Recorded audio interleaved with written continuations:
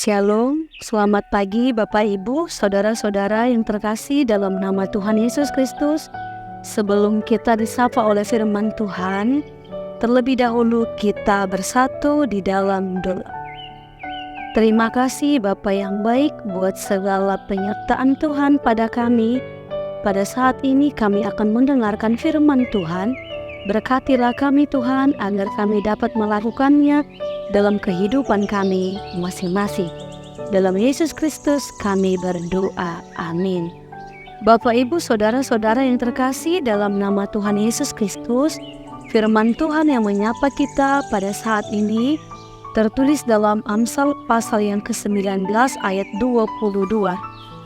Demikian dikatakan firman Tuhan, sifat yang diinginkan pada seseorang ialah kesetiaannya. Lebih baik orang miskin daripada seorang pembohong.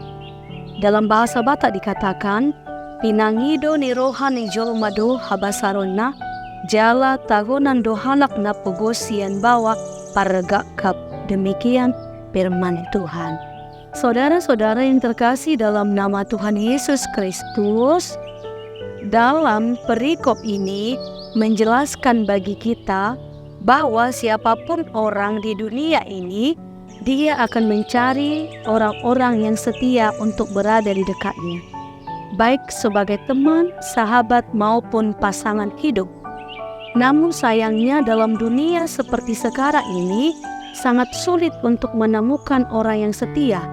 Bahkan orang yang terlihat baik sekalipun belum tentu bisa setia. Saudara-saudara yang terkasih dalam nama Tuhan Yesus Kristus, dalam perikop ini ditekankan pentingnya kesetiaan itu bagi Tuhan. Salomo menyadari bahwa kesetiaan itu sungguh sangat berharga dan bernilai tinggi lebih dari kekayaan. Kesetiaan Bapak Ibu tidak mengenal miskin atau kaya dia. Kesetiaan Bapak Ibu tidak mengenal siapapun dia. Kesetiaan tidak mengenal musimnya, waktunya. Namun dalam perikop ini mengajarkan hendaknya setiap orang setia kepada Tuhan Yesus Kristus. Bapak Ibu, Yesus Kristus telah memberi teladan kepada kita. Ia mengalami penderitaan, tetapi kesetiaannya tetap kepada Bapa di surga. Nah Bapak Ibu, dalam perikop ini kesetiaan itu berkaitan dengan keteguhan hati dan ketaatan. Maka firman Tuhan katakan dengan jelas bahwa kesetiaan itu harus dimiliki setiap orang yang percaya kepada Kristus Yesus. Bapak Ibu, saya katakan bahwa kesetiaan itu berkaitan dengan keteguhan hati dan ketaatan kita untuk melakukannya. Kesetiaan Bapak Ibu adalah sifat yang diinginkan oleh Tuhan. Nah Bapak Ibu, ketika kita berbicara kesetiaan, tidak heran lagi pada zaman sekarang ini jika ada suami ataupun istri kedapatan tidak setia pada pasangannya, akan mengalami masalah yang sangat besar.